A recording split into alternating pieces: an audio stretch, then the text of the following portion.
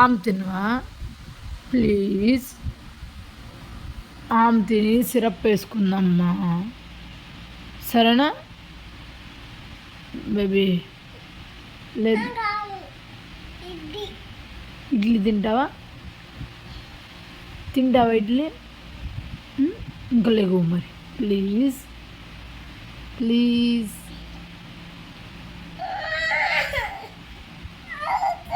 మరి ఏం తింటావు? తర్వాత నిద్రపోదాము,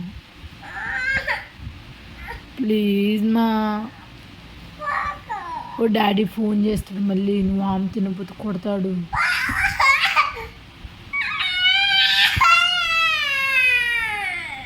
ఏమైంది?